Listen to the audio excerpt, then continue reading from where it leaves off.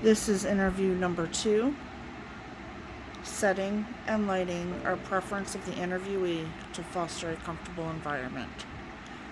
Please state your name, your age, and your occupation. My name is RL Poole. I'm 51 years old.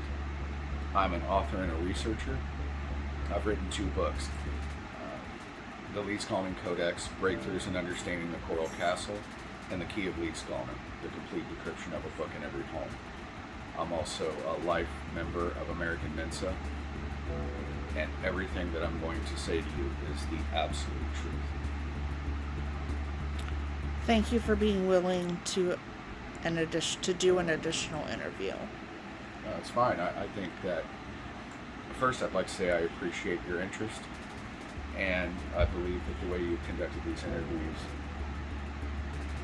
is the reason that I'm willing to do another one. So thank you for this opportunity. Absolutely. All right, let's start. So, I want to ask a question about wanting to believe versus we need to know. What do you think is the most important? We need to know. There's really no conversation to be had at this point. When you consider what's being done to folks like myself, being abducted repeatedly, having experiments done on us, having our genetic material taken. Some people end up dying from the experience. Some people are abducted and never brought back. We are being victimized as a species by a higher intelligence. If we are ever going to deal with it, then we have to go from the childhood Peter Pan, I want to believe, to we need to know. And we need to know from those who have the information. And those who have the information is the United States government, the United States military, and what I can only refer to as the dark realm that is not accountable to any of those, who are people working behind the scenes to keep this quiet, while people like myself are paying the price for that. And you need to know that. Everyone needs to know that we are paying a price, and that we are the ones being thrown overboard for the sake of secrecy, for the sake of technology, for the sake of appeasement to what we are afraid of. And what we're afraid of is a species that is biologically and technologically superior to us.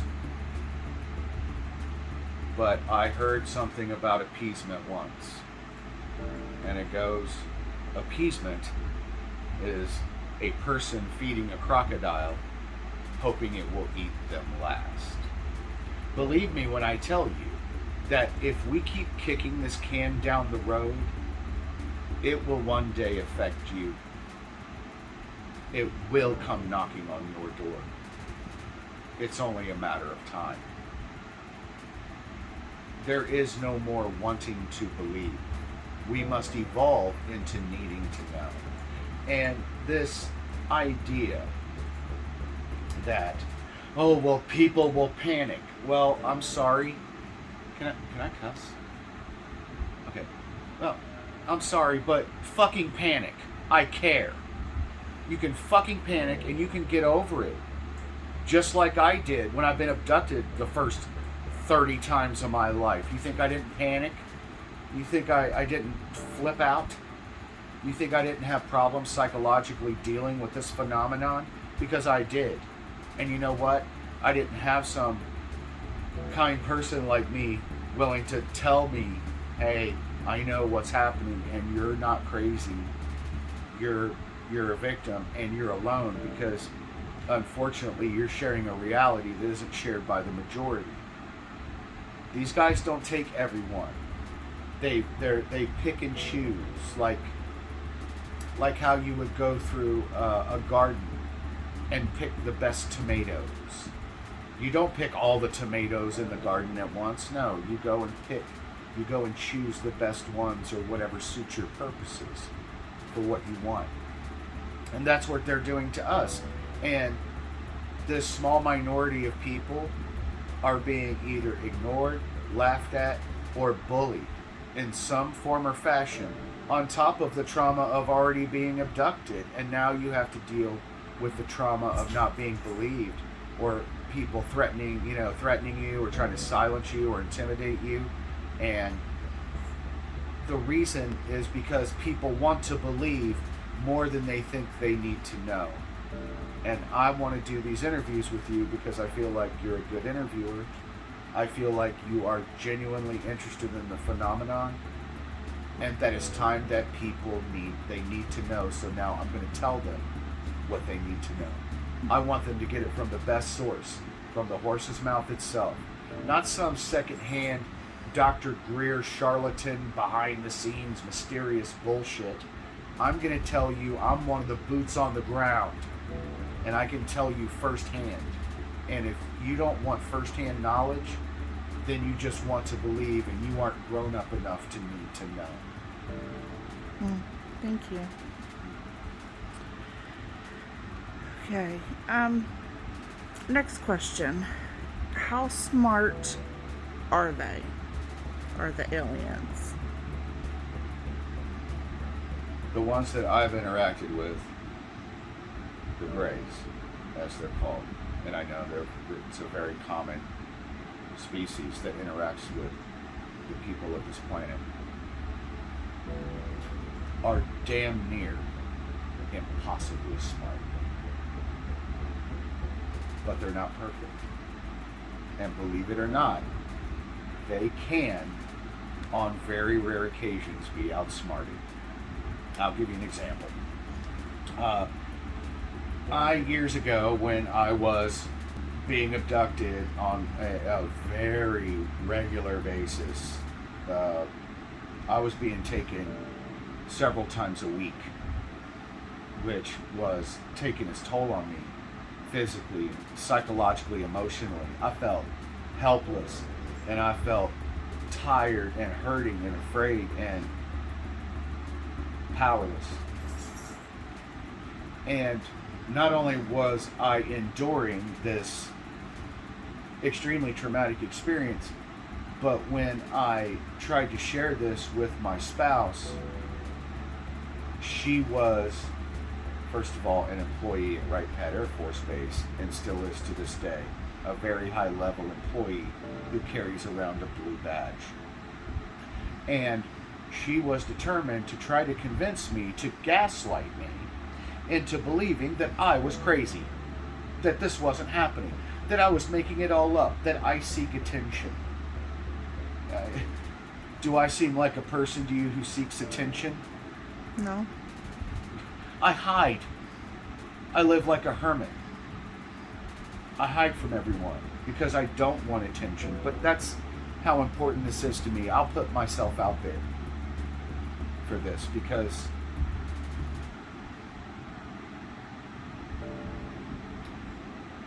I believe it's heroic. So I was determined that I was going to prove to her that not only was this happening, but also that I'm not crazy once and for all. So I decided to prove my sanity by doing something completely insane. And that was, I bought a I had the theory that these things move and operate by the manipulation of our magnetic field, within our magnetic field. And that these changes could be sensed by even a crude object. So I bought a driveway detector, and it's meant to sense very large metallic objects from a short distance of about 3 feet away. And how these work is, if you have one, you know that if someone drives past it, it checks it, it senses the magnetic disturbance, and then it relays a signal to a receiver at a distance, and you can know, sitting in your living room, that somebody just pulled into your driveway a half a mile away. But the distance for them is very short in which they operate. They don't operate at great distance. You have to pass right by it. And so I decided to place it in the middle of my backyard, which had no driveway. It had no large metallic objects around it. No cars are passing through. That the only way that this was going to go off was if something large, metallic, and magnetic came within a very, very short range of it. But I also knew that these guys, they're psychic.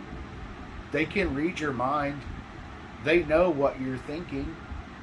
And if for 1 second they knew that I had installed this security device, that they would, of course, be able to intelligently defeat it. So I'm out in my backyard in the middle of summer with a claw hammer, digging a trench to bury this cable that picks up this magnetic disturbance. If it picks up magnetic disturbance, it sends the magnet the other way. It's what you would call a Gaussian effect. But I knew that if I am thinking about installing this magnetic detector and I concentrate on installing this magnetic driveway detector, that they're going to know that I installed a magnetic driveway detector. So I decided to circumvent their psychic ability as well. By the entire time that I'm burying this driveway detector, I'm not thinking about that. I'm thinking about the most delicious piece of cake I've ever eaten. And that's all I think about, is eating that piece of cake over and over again. I'm just like, oh my God, I love that German chocolate cake. It is so good. It is so awesome. I just love German chocolate cake. And that's all I'm thinking about. And I install this driveway detector. My wife comes home and she laughs at me. She makes fun of me. She says that I'm ridiculous, that I'm crazy, that I'm paranoid. And I sat there and let her. And I said nothing. And I just kept thinking about that piece of German chocolate cake that I love so much. It was the day before her birthday. And so we go to bed at our regular time. I give this no more attention, and I say nothing else about it. I refuse to engage in a conversation about it, because I didn't want to disrupt what I'd already planted. At 2:36 in the morning, that driveway detector goes off.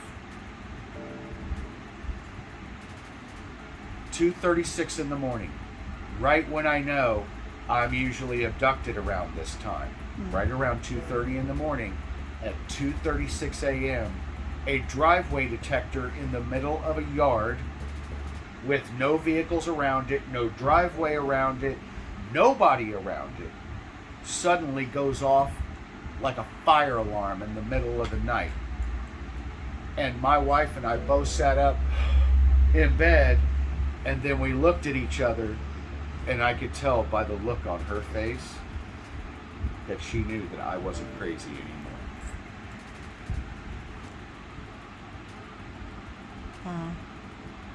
Now, it never worked again. I caught them once. And then after that, the driveway detector wouldn't work anymore. They had, I don't know, deactivated it somehow. That it never worked again, even though I know I had been abducted after that, and that they were landing in the yard. And can I say something about that? Absolutely. Okay, so I could literally throw a rock and hit the Air Force Base from where I lived, right, Patterson Air Force Base. And I saw more than my fair share of alien craft. I don't say UFO, alien crafts. I know the difference between a fucking airplane and something from another planet, especially when it enters our atmosphere from space and I watch it do so. But these things, what they do, and this is how clever they are, and this is how they circumvent the United States government picking them up. What they do is they go to the closest radar source and they come straight down, boop, and they pop a hole right through the atmosphere and come straight down. And what they do is they want to come straight down and circumvent radar. Then once they circumvent radar, well, they know that they also still have to get around the FLIR system that we have that detects heat. Because when they go from the cold of space to our atmosphere, they become extremely warm. And this will make them glow like the 4th of July on a FLIR. They'll be very easy to detect. So what they have to do is they come down through the outer space, through the atmosphere, as straight down as possible. And they land in a populated area. And they do this, of course, with cloaking on or in places where they can be easily hidden. And what they do is they sit there with this camouflage of the heat of houses and cars and people. They can't be picked up because it's camouflaged by all the other heat. And so what they do is they sit there until they reach an ambient temperature of the environment, and then they pick up, stay under radar, and go wherever they want to go. We are just a minor nuisance to them. But I was able to one time, I caught them. And then I was never able to do it again. But how smart are they? They're so smart that I was only able to ever catch it once. But I was able to not only catch them, but also prove it to my gaslighting spouse that this phenomenon is real. Wow. That's a really, really interesting story. All right. So, with all these abductions, is there a way to resist them? That's an excellent question. Yes. Yes, you can. Now, can you 100% completely prevent it? No. If they want to get you, they'll get you.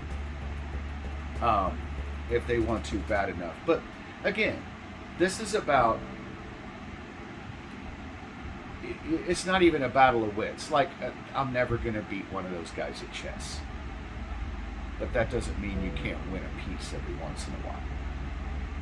And that's what the driveway detector was. Of course, I'm not going to win the game, but I got a pawn. And they're not used to losing pieces at all. And it's the same way with abductions. They're used to people being locked into a system that they can take advantage of based on the repetition of cycles. And this cycle depends on a few things. It depends on the cover of darkness. It depends on days of the week. It depends on the human cycle. You know? Things are a lot more popping on Saturday night than Wednesday morning, right? Mm-hmm. So what they do is they take advantage of these times where there aren't people around, when it's dark, when they know that you have to be asleep because you work during the day, or things like this. And so what I would do is I would recognize the things that I would be compelled to do, because they would give you kind of like suggestions that I noticed a pattern of over time. Like on the nights that I knew, I would look and I would see them. I would see that star that isn't a star, and I would have that feeling of dread. I would also feel very compelled to go take a shower and scrub every inch of myself. Even if I'd already showered, I would feel compelled to do it again. And I would. And I learned one of the reasons for this is because, well, humans are icky to them, and they want to, some of their processes, like for instance, when they abduct you and they want to take your genetic material, whether it's eggs from women or sperm from men, they need this process to be as sterile as possible for there to be success. So, one of the things I would do is I would just stop showering. I know that sounds gross, and it was. And I felt gross, and I made sure they knew I was. I would think about it all the time, like, man, I smell bad. Ugh, I feel sticky or gross. Ew, I bet nobody would want to touch me. and to disincentivize them for that. But also one of the other things is that they take you at night when you're in your bed asleep and helpless. So I just don't sleep at night anymore. I don't sleep that much as it is, but I have just changed my schedule to the point that I just don't sleep at night. If they come to get me, it's going to be with me live and conscious and ready. And those are three things that they don't want. They want to catch you off guard while you're helpless and hit you with something, keep you asleep, then transport you, then do whatever they're going to do to you, block your memory, then put you back. So my way of resisting is I wouldn't take a shower, I wouldn't sleep at night, I would not participate in any of the systems in which I was being encouraged to participate by their psychic nudge. You want me to take a shower? Guess what I ain't doing. You want me to sleep at night? I am now a night owl. And I'm an insomniac anyway. But this is probably one of the reasons why that particular aspect of my personality is reinforced. Is because I have learned the value of not sleeping. Because when I'm not sleeping and I'm awake, they don't want any part of it. They don't have the courage to come see you in person. Which, I gotta be honest, I've always been very confused about it. They've been taking me for 45 years. You still think that you're kidnapping me and I don't know it? You think human beings are so dumb that we don't know what's happening to us? You think that you can't show up and show me the respect of politely asking me to come along instead of making me go? Well, if you think that's the way it is and that we don't have choices, well, they're wrong there. And what they want you to believe is that you don't have a choice, that they're so intellectually and technologically superior that it's useless to resist them. No, it is. It works. If I don't want to be abducted, I'm not being taken anywhere. Period. Because if they show up at my house at 2:30 in the morning, they're going to find a guy sitting there with a knife in one hand and a cup of coffee in the other. Because I'm waiting. I'm waiting. Because I know that I don't deserve that treatment. And so I refuse to participate in all of the systems that they take advantage of in order to do that. And I have to tell you, that has really upended my life in some ways. It's very hard to be a night owl insomniac. That's a hard life. It makes it very difficult to try to have any kind of regular, steady employment. But see, I can't participate in any of the systems that they take advantage of, or else they will be taking advantage of me. I'm sorry, I kind of went off on a thing there, but that's okay. I needed to say that.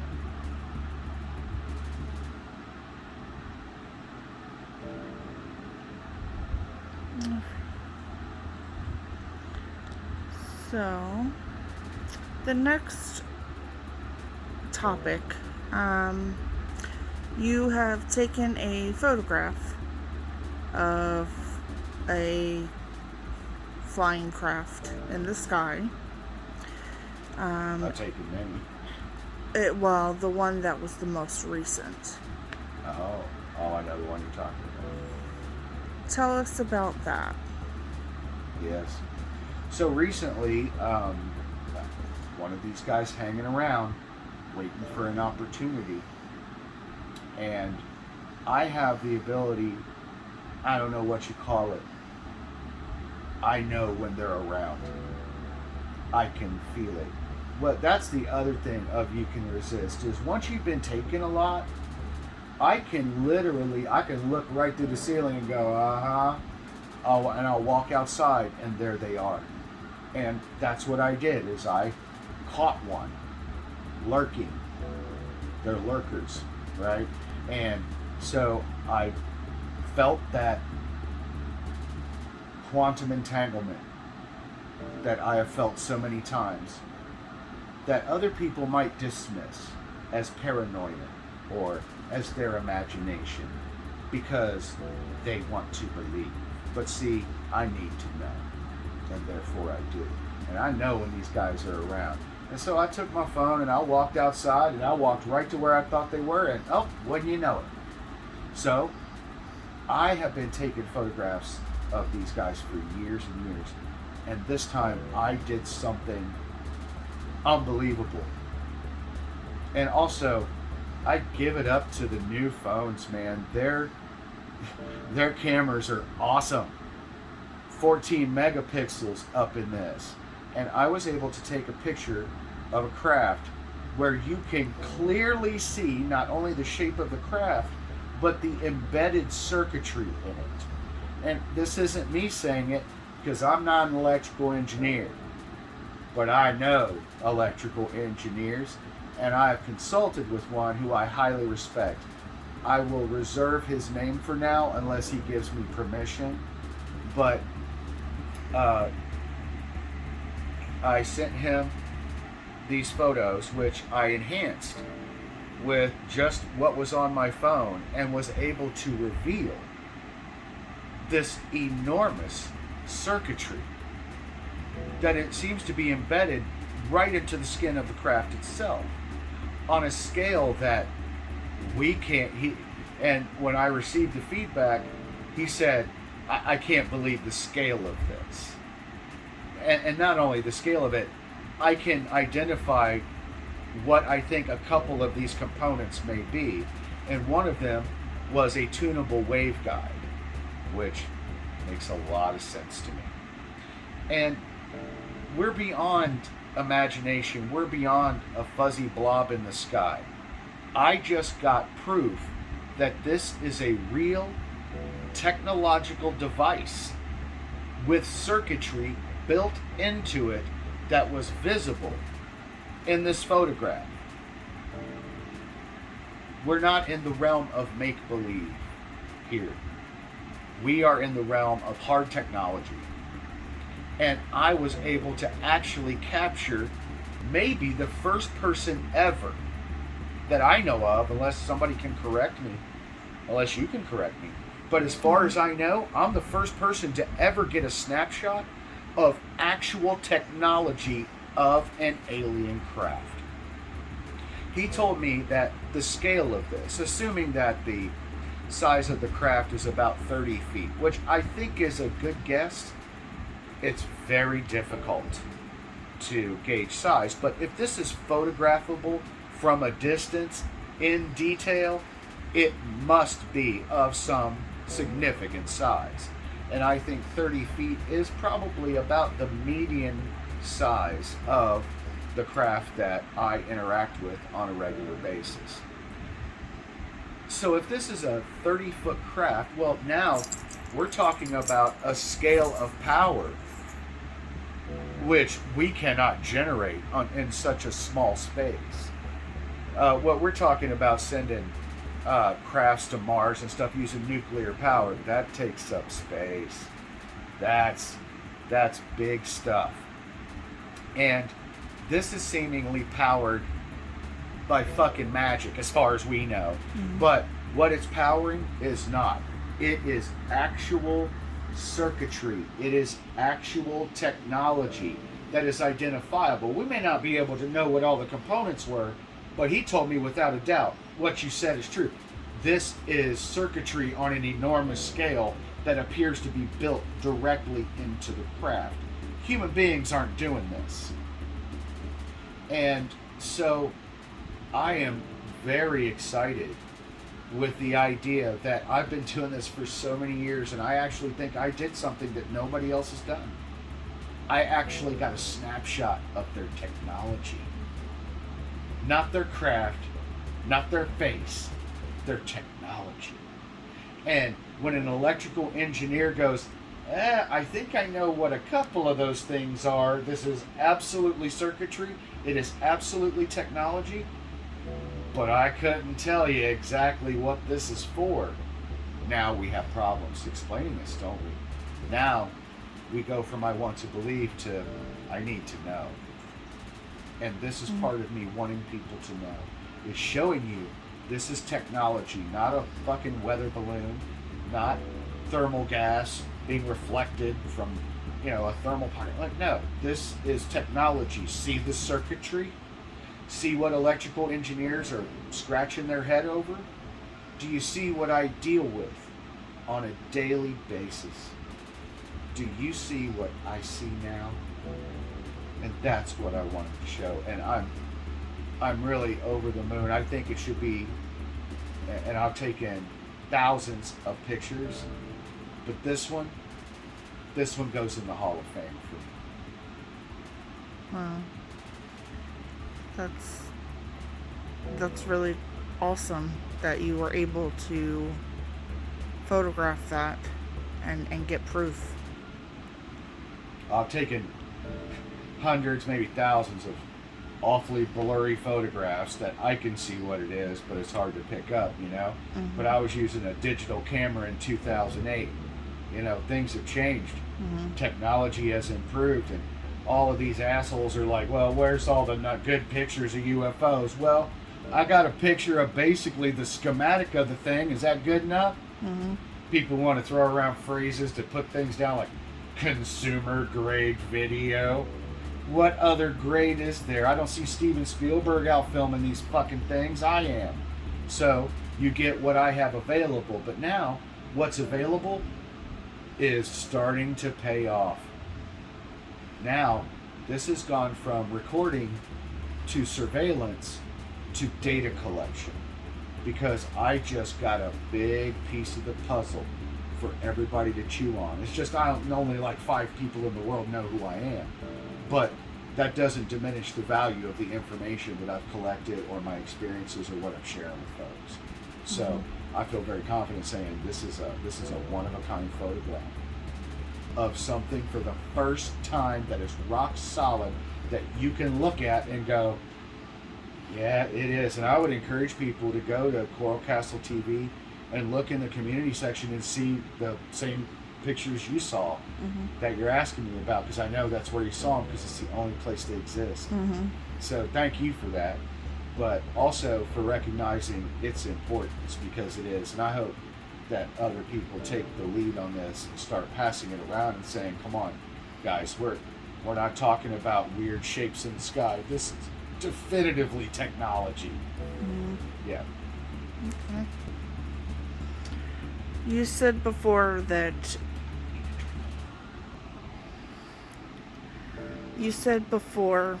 government silence is alien complicity. What do you mean by that? So, as you can tell by the congressional hearings, we just heard tonight, there were supposed to be 6 witnesses. 3 of them dropped out due to getting a call from the Pentagon. Yeah. And all of a sudden now they changed their tune on wanting to participate in sharing information. We are being stonewalled by the government while these guys are committing crimes against humanity. I'm sorry, but I'm a victim of crime. Being kidnapped, having your semen taken from you, having your memory erased, being intimidated, or people trying to ruin your life, being gaslit. All these things are in an attempt to shut the victims up, to just shut up and take it. Well, anybody who knows me knows I'm not really a shut up and take it kind of guy. So what we see is that the government is trying to cover up for what is being done by a species they know full well are doing this. They are covering up crimes being committed by an alien species. Our government is using our money to cover up crimes being committed by another species against humans. Not just nationally, globally. This is happening everywhere.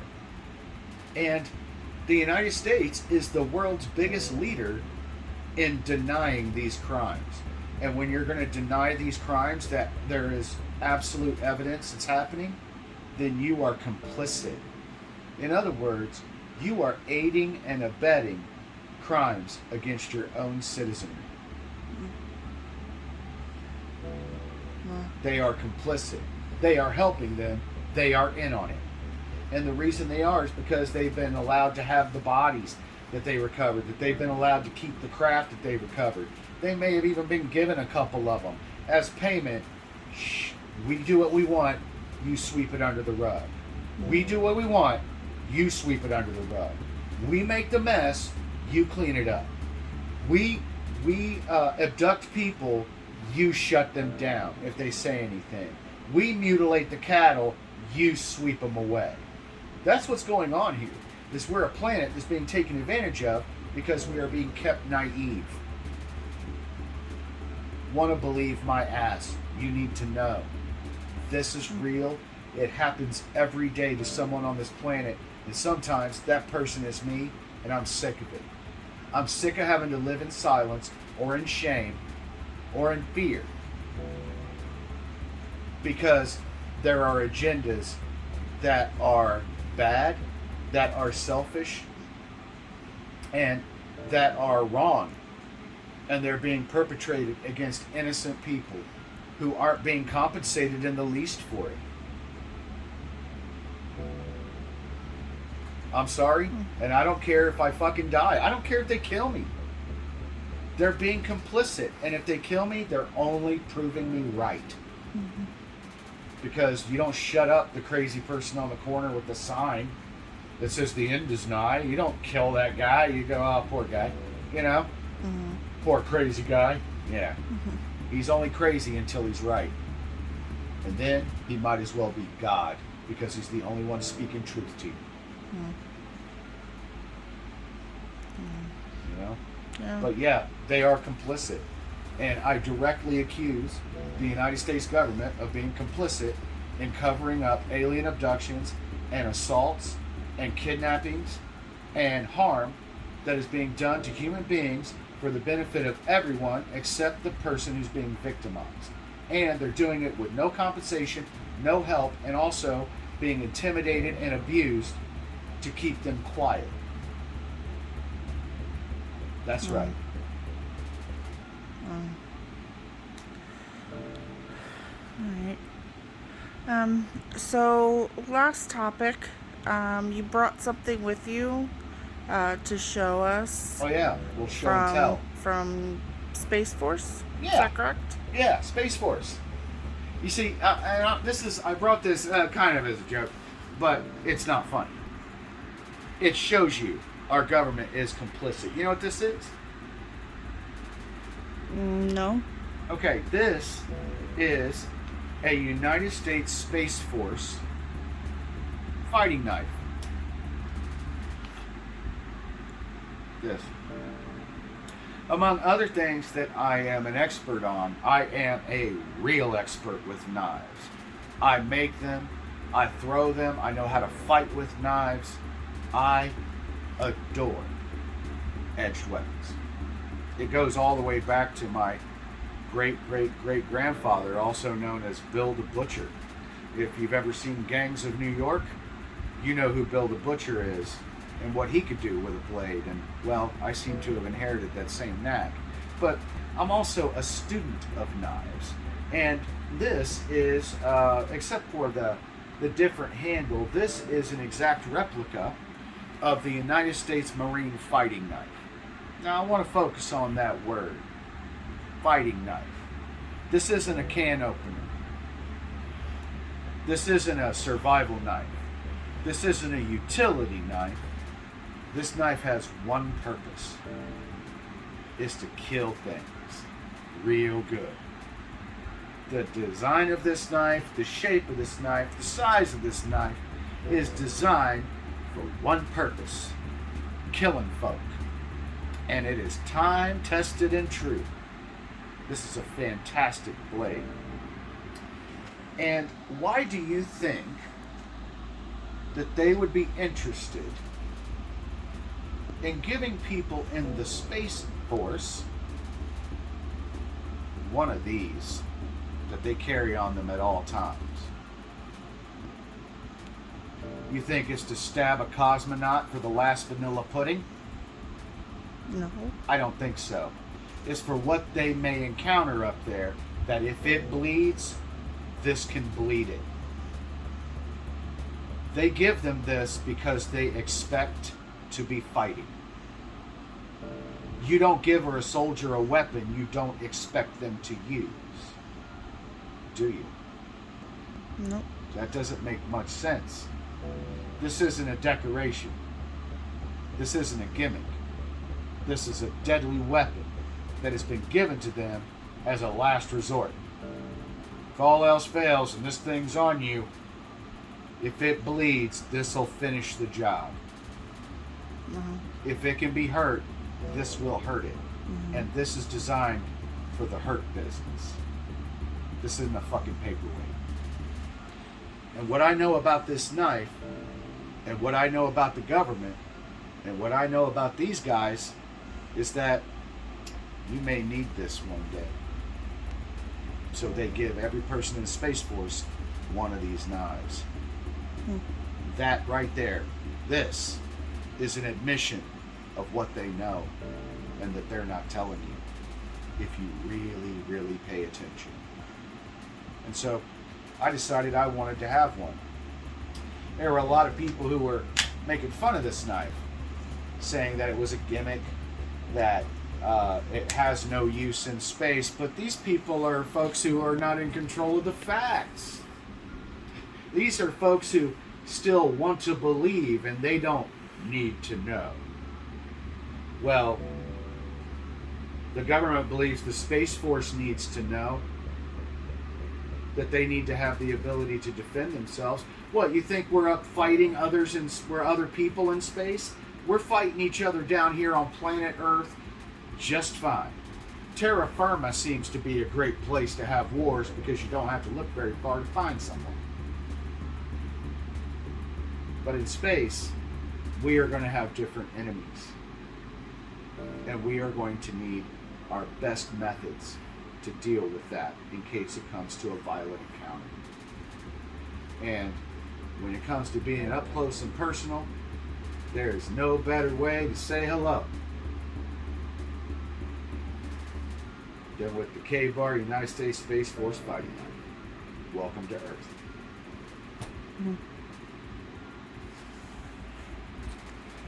Props. I love props.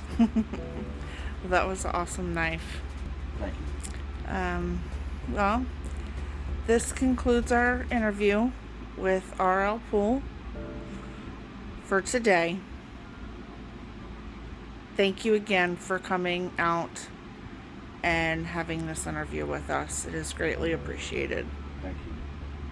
I appreciate being here. Absolutely. Alright. I'm sorry. I have one last question to ask you. Yeah. You said that your life has been ruined. People try to intimidate you, and that people are killed for this. Why are you doing it? Well, there's a few reasons, but I think they're real good ones. Is I imagine someone like myself sitting somewhere right now, having survived an abduction, who doesn't know what to do, who knows that no one will believe them, who knows they'll be called crazy, who's afraid to say something. And I want to show you, stop being afraid. Because I'm doing this for people who are out there like me, because the person who's watching this right now, maybe nothing like this has ever happened to you. But one day it might. And when it does, you are going to know, you're going to want to know what to do. You're going to want to know how to deal with it. You're going to want to know that you're not crazy. You're going to want to know that people, other people, are going to be brave enough to stand up and say something. And I want you, when it happens to you, I want you to be brave like me. And you don't have to do it alone like I am. That's why. I've lost everything that can be taken from me. There's literally nothing left for me to lose. No, you can take my life. It ain't worth anything anyway. And they're the reason. So I don't care anymore. Come and get me. I dare you. Because they will not be finding a soft target here. They will find that I am not able to be intimidated. They will find that I will no longer participate or be silent about the government's complicity or this species' activities against human beings to their detriment any longer. There will be rules, there will be consequences, and there will be fucking boundaries, or there will be trouble, and man, I mean it. And the more people who are brave like me, I want people to see me and say, that dude doesn't give a shit. He's going to stand up, and the more of us who do, the more powerful we become. But someone has to take charge and say, I'm going to be the one to step up. I'm going to take that risk, and I'm going to do it heroically and for the right reasons and with truly altruistic intentions to help my fellow human beings. The ones who have tried to ruin my life, the ones who tried to deny me everything, I'm going to help you anyway. And if you got a brain in your head, you should stand with me, because it's us or it's them. I pick us. Which side are you on? And sometimes picking sides costs you something. You know? That's why I got so pissed off, honestly, about the fucking Pentagon thing. They're like, oh, these people got a call from the Pentagon, and oh, well, they can't, risk their careers and their reputations. Hey, buddy, you don't get to be a hero without risk. I'll put it all on the line, because that's how important it is. And anybody who won't, in my opinion, is a pussy who deserves no respect and no protection. I'll risk it all. That's what makes a hero. You put it all on the line for the right reasons. And if you're not willing to do that, then you're part of the problem, not the solution. And I think that was a good question. Thank you. You're welcome. Thank you again for doing this interview. It is greatly appreciated, and I hope it gets the word out to those looking for answers. Me too. Thank you.